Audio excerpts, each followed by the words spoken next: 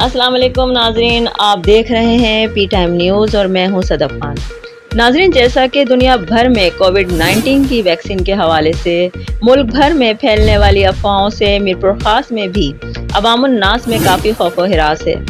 इस हवाले से देखते हैं और जानते हैं हमारे नुमाइंदे गुलाम हुसैन लगारी की इस रिपोर्ट में। अब हम मौजूद हैं मोहम्मद मेडिकल कॉलेज मीरपुर खास में, जहां मुलाकात करेंगे पामीन के सिंध चैप्टर के सदर और मोहम्मद फाउंडेशन ट्रस्ट के मैनेजिंग ट्रस्टी से प्रोफेसर डॉक्टर सैयद रजी मोहम्मद साहब से, और जानेंगे कोविड-19 के सिलसिले में कि इनके क्या मुज़र और मुफीद असरात हैं।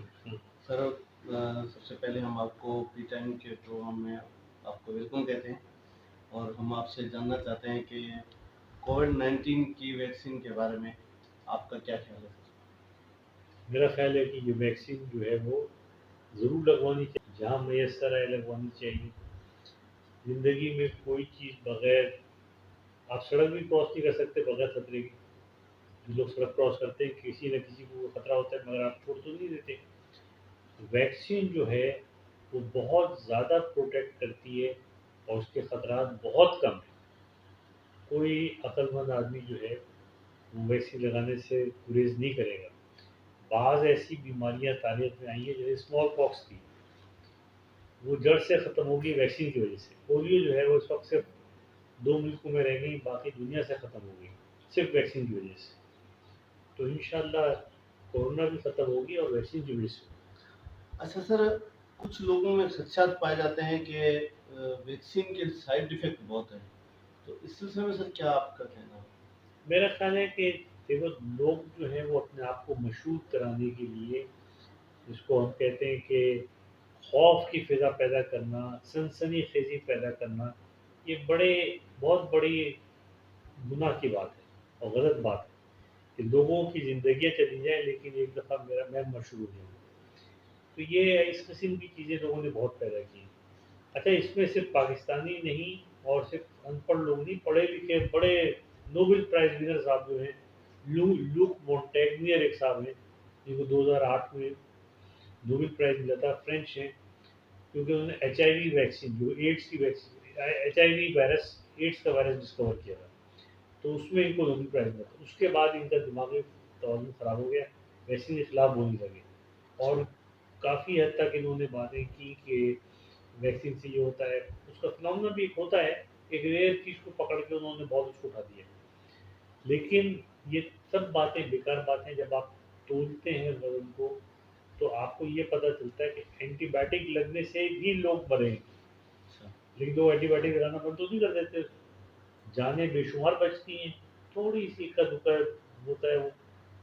इसी तरह से वैक्सीन का भी है, इससे बहुत जानें बचेंगी और बहुत कम नुकसान है इसका। बेहतरीन सर, बहुत ही अच्छा सर, कुछ लोगों का कोविड-19 को लेके कुछ लोगों का ये भी ख्याल था, लेकिन अब आपने ये काफ़ी हद तक वादे कर दिया। एक और बात सर ये है कि आपने यकीनन वैक्सीन लगाई होगी और आपकी इसके बारे में काफ़ी नॉलेज होगी। किस फार्मूले से, किस चीज़ से, किस मेथड से बनाई गई है, थोड़ा-सा आप इस बारे में। जो चाइना की वैक्सीन हमने लगवाई है, उसमें वो कहलाती है लाइव एटेन्यूएटेड वायरस। यानी वो ऐसा वायरस का पार्ट लेते हैं कि जिसके अंदर इसके खिलाफ एंटीबॉडीज़ बनती है, उसका जो कैप्सूल होता है, उसकी एंटीबॉडीज़ बनती है और वो जो है उसके मौलिक जो असरात होते हैं जिसको वायरुलेंस कहते हैं, उसको ख़त्म कर दिया जाता है। तो ये वो वाली वैक्सीन होती है। लेकिन जो दूसरी वैक्सीन है वो आरएनए के खिलाफ, जैसे जैसे फाइज़र वाली है, मॉडर्ना, ये उसके वायरस के जो आरएनए पार्ट है उसके खिलाफ काम करते हैं। तो हर वैक्सीन का, लेकिन सब वैक्सीन एस्ट्राजेनेका का है कि कम उम्र खवातीन में ये पाँव में क्लॉट बाज में कर दिया इसने, लेकिन उनकी तादाद भी कम थी। और मैं बताऊँ कि मेरे जो खानदान वाले हैं इंग्लैंड में, उनको एस्ट्राजेनेका ही लगी, इसके अच्छा। बारे में सबसे बड़ा प्रोपेगेंडा हुआ है। अल्हम्दुलिल्लाह सब ठीक ठाक है, फर्स्ट क्लास। माशाल्लाह सर।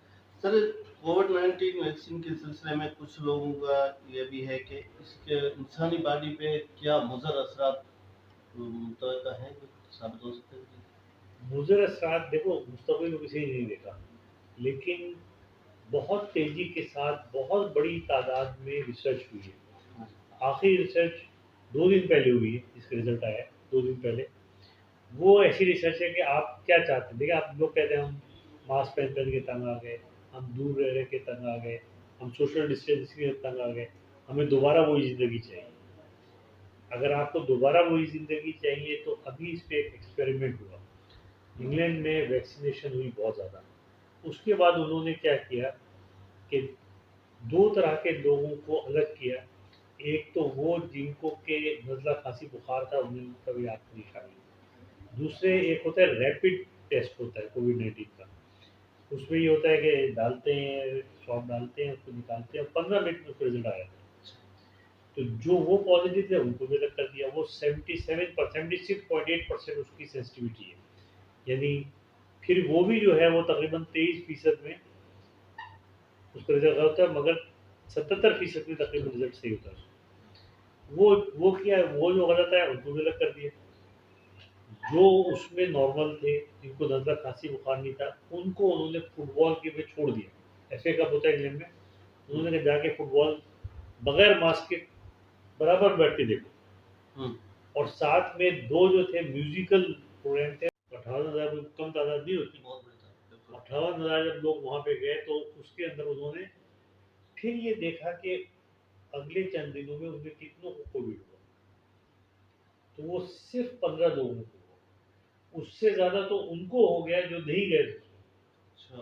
तो उससे उन्होंने कहा कि जब वैक्सीन लग जाए तो मिक्स करीब बैठने में, सोशल डिस्टेंसिंग ना करने में, मास्क ना लगाने में कोई नुकसान नहीं। अच्छा। तो अगर आप ये चाहते हैं कि आप दोबारा से अपने घर वालों के करीब हो जाएं, आप घूमें फिरें बगैर मास्क के, आप प्रोग्राम्स करें, आप मस्जिद में जाके नमाज़ें वैसे पढ़ें, आप हज करें, आप सब ज़ियारतें करें, तो आप वैक्सीन लगवाएँ। फिर आप इस काबिल होंगे, जब सारी दुनिया को वैक्सीन लग जाएगी, तो हम सब वही उसी काबिल हो जाएंगे। हाँ। सर, कोविड-19 की वैक्सीन के लगाने के बाद क्या ज़िंदगी वापस नॉर्मल आ जाएगी या उसके बाद भी कुछ ऐसा रहेगा जैसे?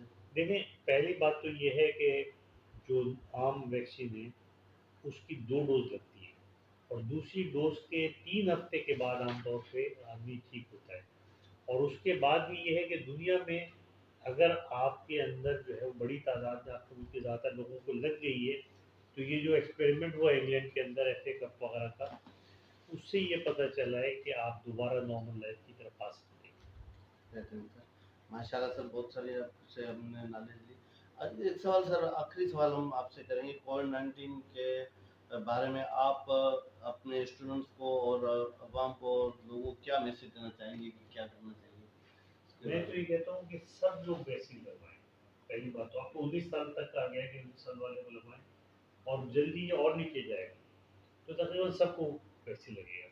दूसरी बात ये कि जब तक सबको वैक्सीन ना लग जाए, उस वक़्त तक आप सोशल डिस्टेंसिंग भी करें, उस वक़्त तक आप मास्क भी पहनें, उस वक़्त तक आप घर में ही बैठें। जितनी ज़्यादा आप कर सकें वो बेहतर है। कितनी अमवात हुई, आप देखें भारत के अंदर क्या हो रहा है। भारत के अंदर ये हो रहा है कि उन्होंने तो कम बताया, लेकिन जो दूसरी खबरें आ रही हैं, दूसरे ज़राए से आ रही है, उसमें डेली डेथ जो है वो 50,000 लोगों की बताई जा रही है कि कम से कम 50,000 से ज़्यादा लोग रोज़ मर रहे हैं। ये बहुत बड़ी तादाद है। तो आप, हम तो नहीं चाहते कि पाकिस्तान में ऐसा हो जाए कि यहाँ हज़ारों लोग हर साल रोज़ मरने लगे।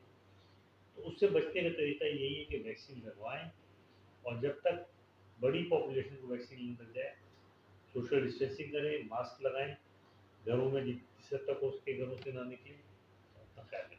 बहुत शुक्रिया सर, बहुत सारी नॉलेज आपसे मिली और इंशाल्लाह पाकिस्तान की आवाम को और पब्लिक को बहुत सारा फ़ायदा होगा। और इसके साथ हम इजाज़त चाहेंगे और पाकिस्तान ज़िंदाबाद। अल्लाह हाफ़िज़।